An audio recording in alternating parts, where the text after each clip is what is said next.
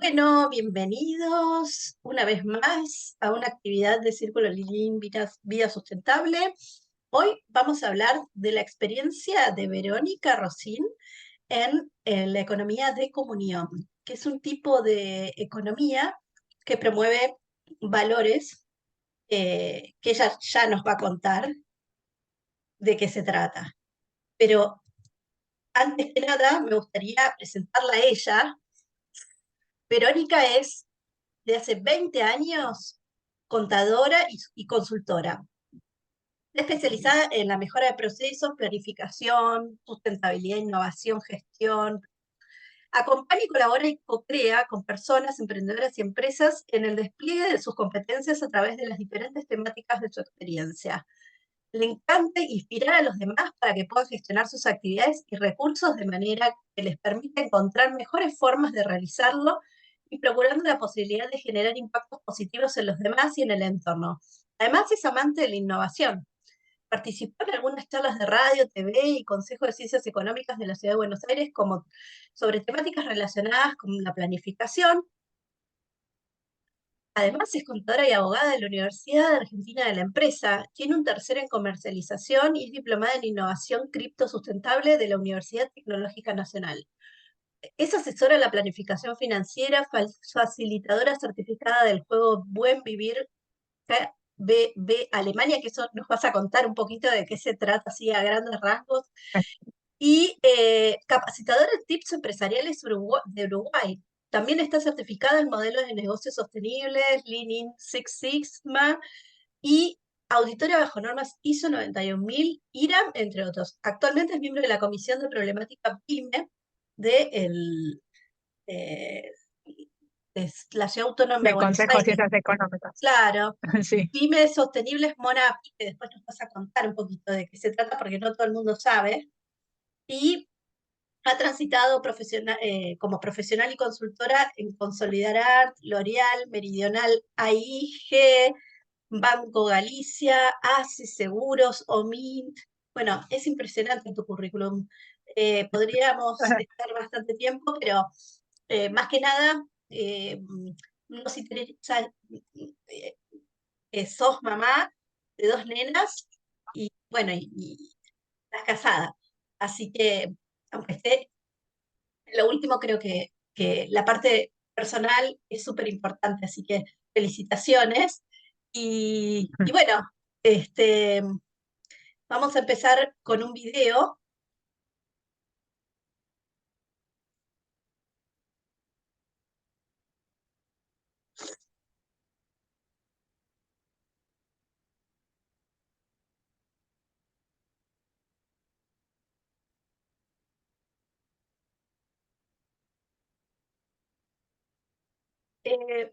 ¿Me dicen si se escucha? ¿Se escucha? ¿Se escucha el video? No, Bueno, porque a veces pasa eso no y lo vamos a poner para que se escuche. Share sound. Bueno, a ver ahora. Luigino Bruni, economista, intervino en la sede de la Asamblea Nacional en Seúl, en Corea. En mayo pasado, el profesor Luigino Bruni, economista, intervino en la sede de la Asamblea Nacional en Seúl, en Corea. El título de la conferencia, Economía de Comunión, un nuevo modelo económico para todos. En aquella ocasión, la sorprendente historia de la panadería y confitería Songshindang capturó la atención de los presentes, suscitando emoción y asombro. Entremos en su historia.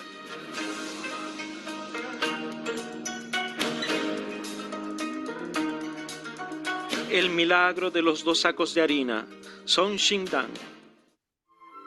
1950. En Corea estalla una guerra civil que dura 3 años. La población del norte, bajo el comunismo, huye hacia el sur en busca de libertad. Entre ellos se encuentra Gil-sun, que se estableció después en la ciudad de Daejeon. Gil-sun hizo una oración promesa a Dios. Si logro salvarme con toda mi familia, viviré el resto de la vida por los pobres. En 1956 recibió 2 sacos de harina de la parroquia. comenzó la producción de pan a vapor bajo el nombre Son Xingdang, es decir, Sagrado Corazón. No obstante que también él fuera pobre, cada día distribuía el pan a los necesitados y esta compartir dura hasta el día de hoy sin que haya faltado ni siquiera un día. La Son Xingdang se encuentra en el centro de la ciudad. Son 10.000 las personas que cada día compran allí el pan. Cuando se piensa en la Son Xingdang, viene a la mente un compartir social, un servicio, una atmósfera de alegría, un bonito lugar. Te vienen ganas de regresar. La Son Xingdang cuece el pan no solo para la venta de cada día, sino para realizar el compartir. El pan apenas sale del horno y se lleva a más de 80 centros de asistencia social. Enviamos a varias estructuras el pan diario sobrante, por lo tanto no hay pan viejo en el negocio. Los clientes saben que encuentran siempre pan fresco. Recibimos mucho más de lo que damos. La Son Xingdang produce más de 150 tipos de pan, tiene más de 400 empleados que trabajan con gran energía y que están orgullosos de hacer parte de esta familia. No obstante el crecimiento de la empresa, a un cierto punto Fedes, el propietario, experimentó un gran vacío y tuvo algunas dificultades con los empleados. En 1999 los propietarios de la Son Xingdang participaron en la Escuela Internacional de la Economía de Comunión en Tagaytay, Filipinas, y así se abrió una nueva perspectiva: administrar la empresa con espíritu altruista para contribuir al bien de la sociedad. En aquel momento teníamos una deuda de 4 millones de euros. Verdaderamente era un desafío grande, pero sentíamos que la Son Xingdang podía convertirse en una empresa de la economía de comunión. Volviendo a Corea, empezamos dando 800 euros equivalentes al sueldo mensual de un empleado. En el portón escribimos Son Xingdang, empresa de economía de comunión, y en 2001 dimos a la empresa el nombre Rojo Ltd.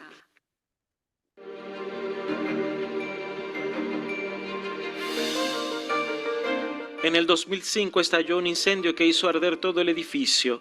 La Son Xingdang atravesó un momento de fuerte crisis, pero al día siguiente sucedió un hecho inesperado. Con el eslogan "Las empresas bajo las cenizas, reconstruyámosla nosotros", todos los empleados se presentaron para trabajar en la reconstrucción y después de una semana nuevamente el pan salía del horno. Los fondos de reserva de la empresa estaban casi a cero, pero nos centramos en el lema que habíamos recibido de Chiara: busquen hacer el bien delante de todos los hombres, elegido como filosofía en la gestión empresarial para poner al centro la persona. Más tarde se verificó un aumento del 30% de las ventas y se decidió de dar a los empleados como un incentivo el 15% de las ganancias. El mes pasado, la Son Xingdang festejó su 60º aniversario con el título Mi ciudad, mi Son Xingdang. La empresa renunció a entrar en los grandes almacenes de Seúl y permaneció en Daejeon como panadería local. En la fiesta del 60º aniversario, entre los invitados, el obispo y el alcalde de la ciudad, empresarios nacionales y extranjeros que quieran hacer propia la filosofía empresarial de la economía de comunión de la Son Xingdang.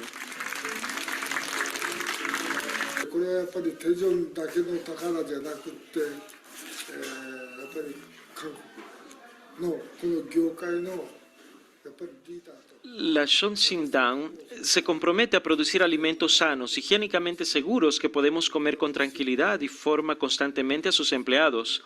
Estos aspectos me impresionan verdaderamente. Tenemos que aprender de ellos. Así, la Son Xingdang ha llegado a ser parte integrante de la cultura de Daejeon. Es un lugar que no puede faltar en la visita turística de la ciudad y cada fin de semana delante del negocio se forma una larga fila de gente que desea comprar el pan. Realizar el bien delante de todos quiere decir hacer felices a todos, a los clientes, a los empleados, a los socios y a la comunidad local.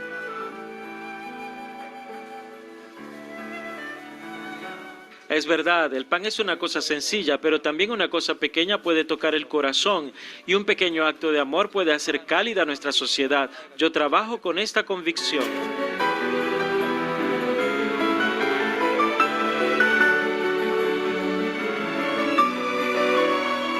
En los distintos puntos de venta, cada día la Sonsindang distribuye pan a 80 centros de asistencia social por un valor de casi 25.000 euros al mes.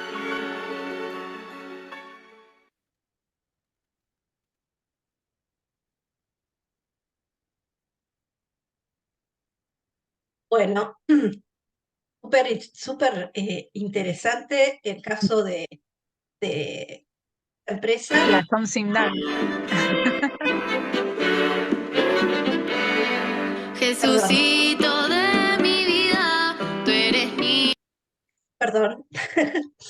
Bueno, entonces, tenemos a Marie Galotti que se acaba de unir. Bienvenida, Marie.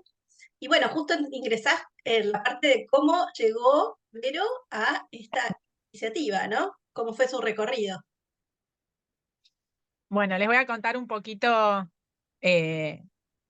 cuando decía Flor el tema del currículum, esas cosas, yo creo que son parte de, yo empecé a trabajar y a estudiar, cuando empecé a estudiar la carrera ya trabajaba y son todas experiencias, ¿no? Que uno va ganando.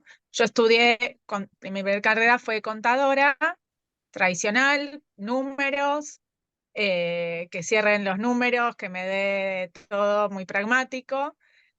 Pero en mi vida personal siempre fui como más sensible, más emocional, así con ganas siempre de ayudar al otro, pero nunca se juntaban esos dos caminos, digamos. En la práctica es como que en ese momento no, nada, uno es buena persona, pero hace las cosas con diligencia, pero es un mundo más exigente, como que no estaban tan presentes esos valores, y entonces iban por dos carriles separados.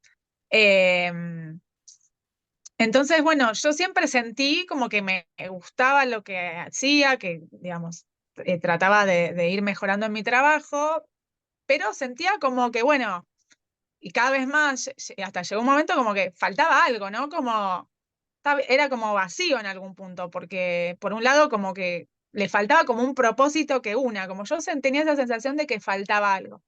Yo soy muy inquieta, me gusta estudiar, me gusta investigar. Y bueno, y en la escuela de mis hijas hay una rabina que se llama Silvina Chemen, que además de ser rabina y ser docente, también hace muchos grupos y capacitaciones para la comunidad, para la gente de la escuela y no de la no escuela, digamos.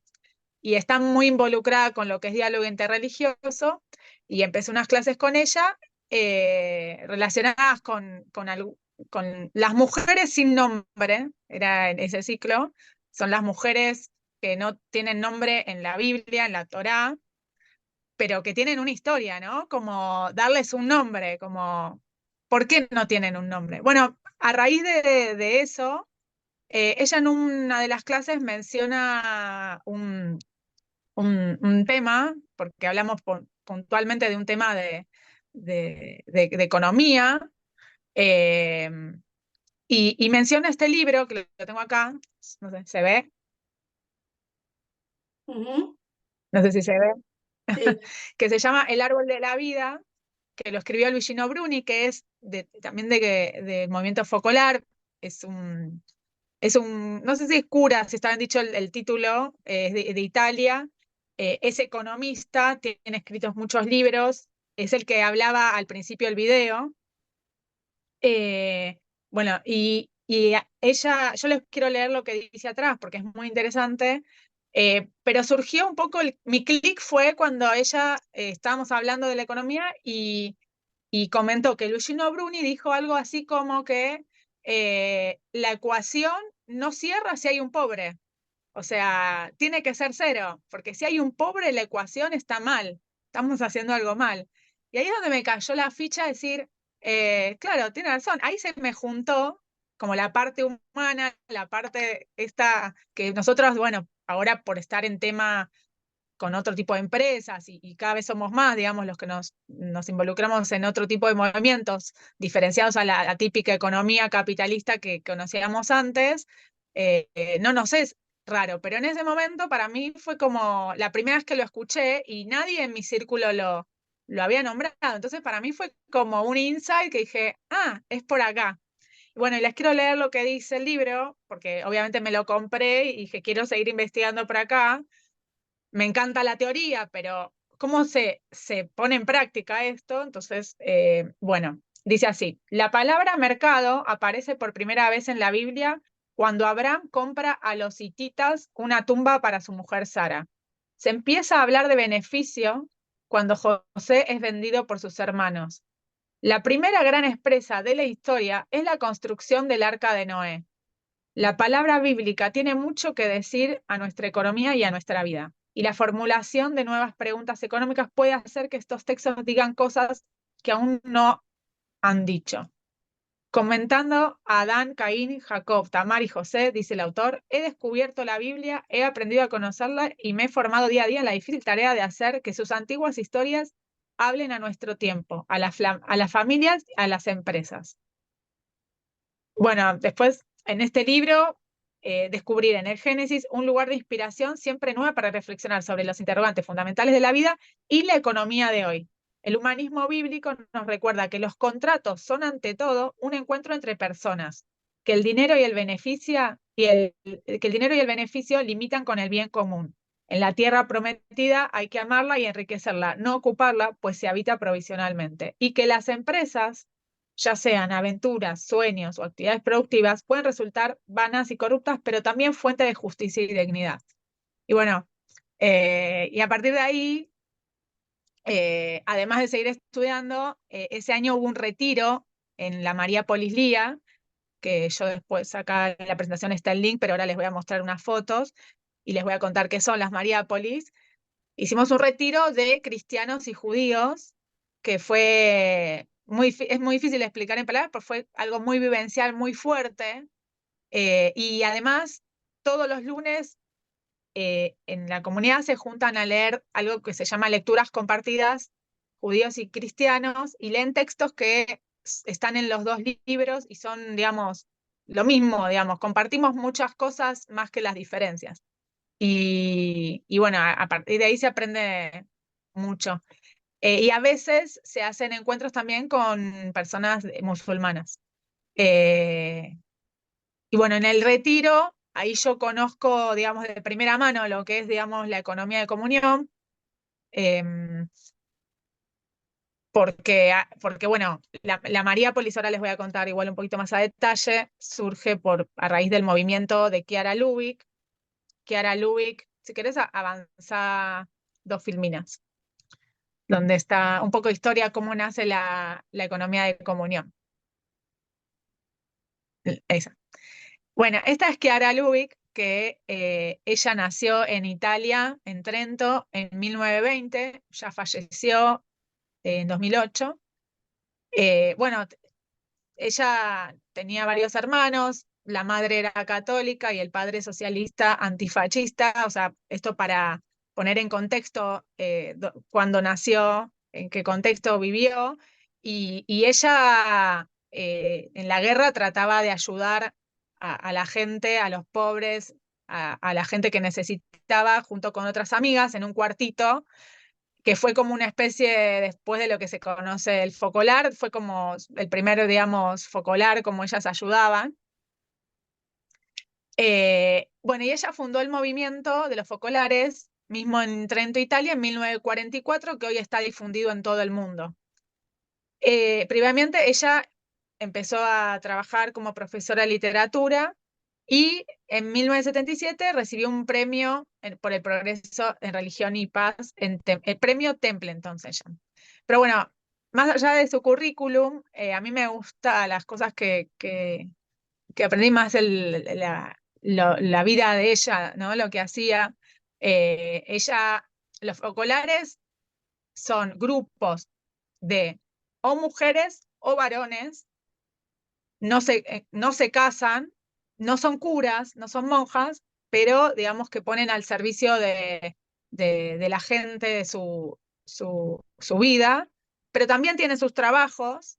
Y hay otra gente que es del movimiento de los focolares que no son, digamos, célibes, sino que tienen su vida, tienen su familia y siguen ayudando. Digamos, hay dos versiones de uno por pertenecer al focolar. Bueno, avanzó un poquito más. Bueno, como les decía, el movimiento de los focolares fue creado en 1943 por Chiara, y los objetivos de la creación del movimiento fue, bueno, ellos es un movimiento católico. Se juntaban para leer el Evangelio y poner en práctica sus palabras. El objetivo es lograr el mundo unido sin importar razas, religiones ni condiciones sociales. Eso a modo genérico, digamos, si bien está basado en algo religioso, digamos, yo que no soy católica, digamos, tomo un montón comparto un montón de valores que ellos tienen, o sea, no es que es un movimiento específicamente religioso, solo que los que están adheridos al movimiento son creyentes de determinados valores religiosos. Bueno, y después en 1964 se construyó la primer Mariápolis. Mariápolis quiere decir ciudad de María, y la primera fue en Lopiano, cerca de Florencia, en Italia. Mariápolis es una ciudadela donde en general van estudiantes a estudiar por un año, se forman en los valores del movimiento, y además también pueden aprender oficios. Hoy hay Mariápolis en Portugal, en Italia, en Argentina, en Brasil, y bueno, posiblemente haya en algún otro país más.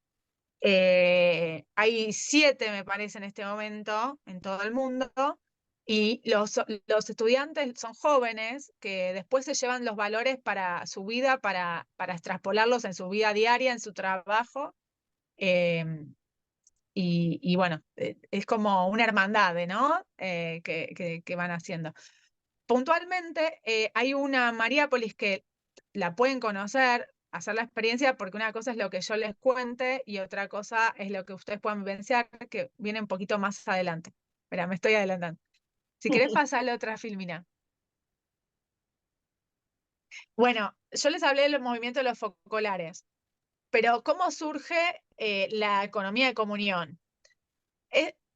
Chiara va a dar una conferencia a San Pablo, Brasil, y desde el avión ve esta imagen. Una imagen donde ve un rascacielos pegado a una favela y se pregunta, ¿cómo puede ser, abriendo riqueza para todos, que sea tan desigual, que uno tenga tanto y que otro no tenga nada? Como algo no está funcionando. Y si vamos a la ecuación esta que les dije cuando a mí me hizo clic, es un poco la hipótesis misma que decía, o sea, si la ecuación da que hay algún pobre, hay algo que no está funcionando. Porque habiendo tantas riquezas para todos, no cierra. Esta imagen es muy gráfico de ese pensamiento, ¿no? Bueno, si querés andar a la siguiente. Y bueno, y ella ahí se postula y dice, no, esto no puede ser, y hay que trabajar con todos los actores de la sociedad para tratar de redistribuir mejor, digamos, los recursos. En los focolares se sostiene a base de una economía de comunión. Focolares habló de los grupitos de mujeres o varones que viven y trabajan para los demás, digamos, para colaborar con el otro. Y dice así, un proyecto que pone al hombre en sus distintos roles de empleado, proveedor, cliente, agente de una comunidad al centro de la unidad productiva, y propone nuevos parámetros para las relaciones económicas. Bueno, ahí está remarcado esto de que nació la economía de comunión en el año 1991 en el marco de una visita de Chiara Lubich a Brasil, que es lo que les comenté recién. Bueno, y entonces ahí empieza a hablar con empresas, porque la empresa es una unidad productiva que puede hacer un gran aporte a esta redistribución, ¿no? Como hasta ahora, por ahí no era tan vista la empresa hace poquito tiempo para atrás como tan fuerte actor en solucionar esta problemática, sino que se pensaba, bueno, el gobierno, la gente, etcétera. Y las empresas, digamos, son muchas y tienen muchas posibilidades de poder ayudar en diversas áreas, como hoy ya sabemos. Bueno, y en la actualidad, más de 800 empresas en el mundo se adhieren al proyecto. La idea original es orientar sus ganancias a la promoción de los necesitados, al desarrollo de la empresa y a la formación del personal, a la cultura del dar. Porque Chiara lo que dice es como pensar más la economía desde el dar y no solo del recibir, ¿no? Digamos, lo que es como novedoso en este aspecto. Bueno, como ya les dije, es una iniciativa católica que no era tan conocida. Yo, de hecho, cuando empiezo a hablar de la economía de comunión, no es muy conocida, o la escucharon nombrar, porque va como muy por dentro, ¿no? Como es algo muy de valores, muy intrínseco. Bueno, tiene 30 años ya, diría 32 ya, y está en todo el mundo. Hay empresas acá en Argentina y en todo el mundo. Ahora les voy a contar algunas que hay. Bueno, avanzo al anterior. Algo que quiero rescatar de lo que habla de la economía de comunión. O sea, la economía de comunión está formada por todos los actores, por los empresarios, por los trabajadores, por los directivos, por los consumidores, por todos, digamos. Todos son partes, como decía en el video. Como es 360, más que 360. Todos tienen que estar, todos están comprometidos y todos se benefician del vínculo, digamos. No es que hay una parte que gana más que la otra, sino que todos están como en la misma rueda. ¿Ganan todos o pierden todos?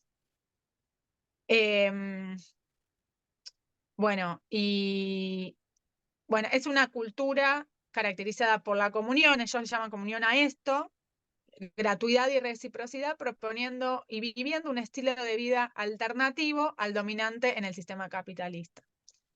El primer motivo para el nacimiento de la EDC fue, bueno, en su momento la pobreza, y nace como un intento de respuesta ante los contrastes económicos y desigualdades que caracterizan a la sociedad contemporánea, con el objetivo de hacerla más justa y más fraterna. O sea, esto que mostrábamos en la imagen.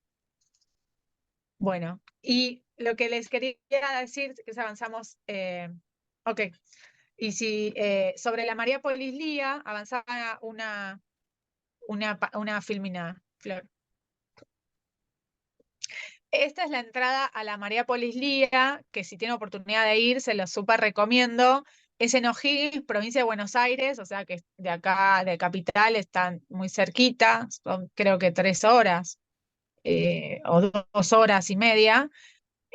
La Mariápolis se puede ir a visitar por el día o pueden quedarse porque tiene un hotel. O sea, la Mariápolis funciona. Tiene actividades internas con los estudiantes, tienen cultivos, tiene una iglesia, viven 2 focolares, uno de hombres y uno de mujeres, que dan clases y apoyan a los estudiantes que están ahí. Vienen estudiantes de todo el mundo. Y además, dentro de la Mariápolis hay una fábrica de mermeladas, una fábrica de chocolates y helados, hay una heladería y bueno, hay algunos proyectos más que digamos, tienen una especie de financiación interna y otra externa.